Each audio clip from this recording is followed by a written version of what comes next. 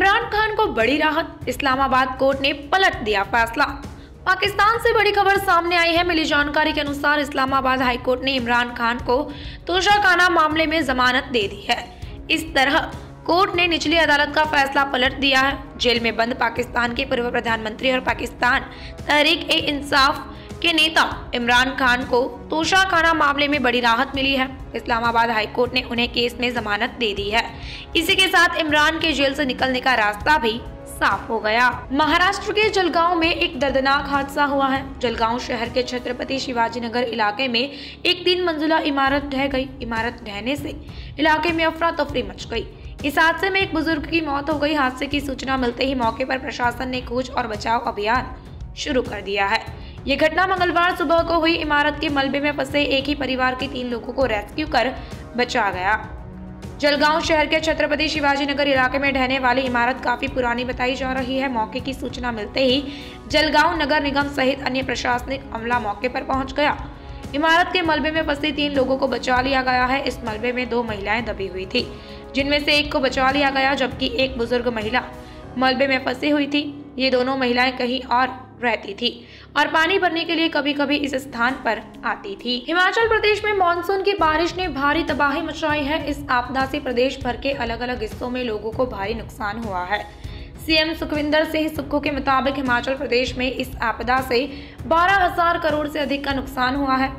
CM Sukhvinder Singh Sukhu ने सोमवार को जिला हमीरपुर की भोरंज विधानसभा क्षेत्र में प्रभावित इलाकों का दौरा किया। इस दौरान उन्होंने कहा कि सरकार हर उजड़े को बचाने का काम करेगी। इसके लिए तिनका तिनका जोड़ा जाएगा और प्रभावितों तक राहत पहुंचाई जाएगी। मुख्यमंत्री सुखविंदर सिंह सुक्खू ने कहा कि राज्य सरकार अब भी केंद्र की ओर से मदद का इंतजार कर रही है। प्रदेश का नुकसान 12,000 करोड़ रुपए के पार है और अब तक सिर्फ 200 करोड़ रुपए की मदद मिली है। वह तभी संतुष्ट होंगे जब केंद्र की ओर से हिमाचल प्रदेश को पर्याप्त सहायता मिलेगी। उन्होंने कहा कि वह खुद ग्राउंड जीरो पर जाकर प्रभावित इलाकों का दौरा कर रहे हैं। इसके साथ ही उनके मंत्री भी लगातार ग्राउंड जीरो पर डटे हुए हैं। मुख्यमंत्री सुक्खू ने कहा कि सरकार हर आपदा प्रभावित तक मदद पहुंचाने के लिए प्रतिबद्धता के साथ काम कर रही है। केंद्रीय मंत्री नितिन गडकरी पारंपरिक ईंधन पर देश की निर्भरता को कम करने के लिए हाइड्रोजन, फ्लेक्स ईंधन, जैव ईंधन आदि जैसे वैकल्पिक ईंधनों का उपयोग करने पर बल दे रहे हैं, जिसके लिए एक कदम और आगे बढ़ते गडकरी भारत में दुनिया की पहली BS इलेक्ट्रिक प्लस ईंधन कार लॉन्च की है।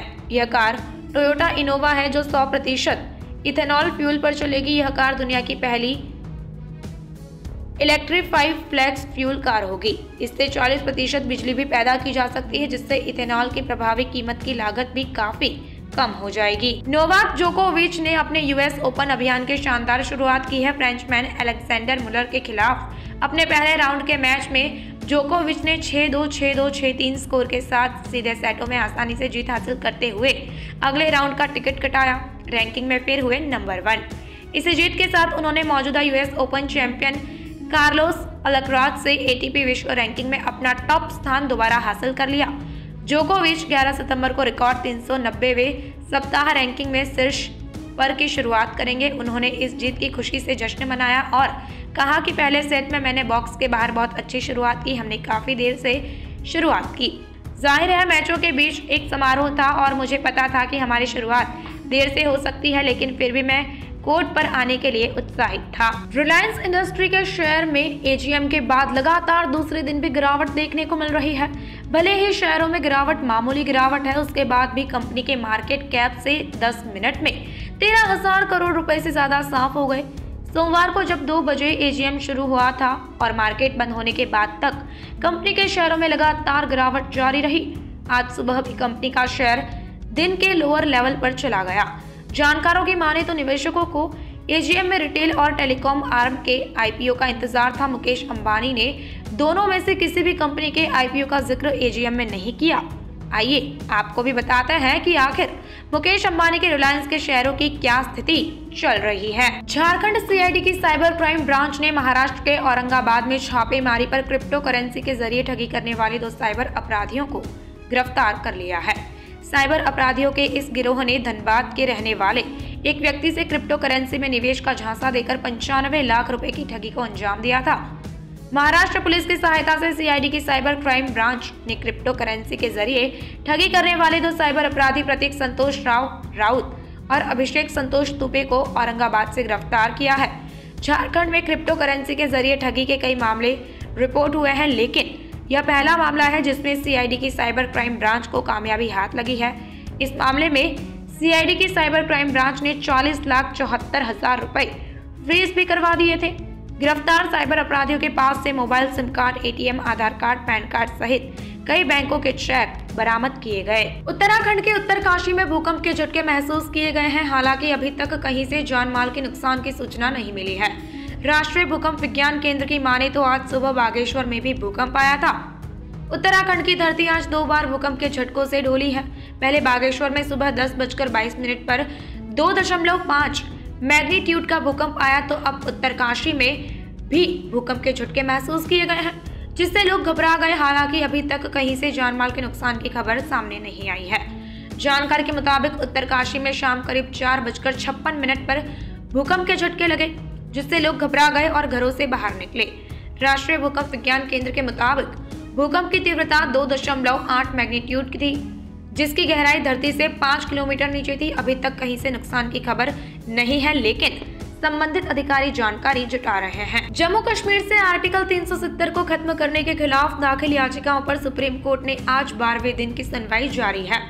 इस दौरान केंद्र ने कोर्ट को बताया कि जम्मू कश्मीर को 2 अलग यूनियन टेरिटरी में बांटने का कदम अस्थायी है। लद्दाख केंद्र शासित प्रदेश ही रहेगा, लेकिन जम्मू कश्मीर को जल्द फिर से राज्य बना दिया जाएगा।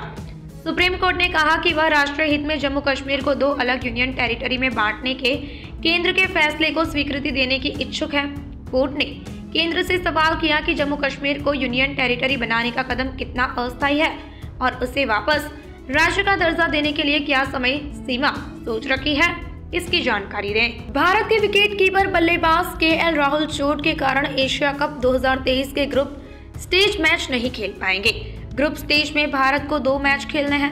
पहला 2 सितंबर को पाकिस्तान और दूसरा 4 सितंबर को नेपाल के खिलाफ मुकाबला होगा। भारतीय टीम के हेड कोच राहुल द्रविड़ ने मंगलवार को प्रेस कॉन्फ्रेंस में कहा, केएल राहुल अभी बेंगलुरु में एनसीए में ही रहेंगे। एशिया कप सुपर 4 स्टेज से पहले 4 सितंबर को टीम वापसी से पहले उनका फिर से असेसमेंट किया जाएगा। राहुल एशिया कप के लिए घोषित 17 सदस्यीय टीम में शामिल हैं।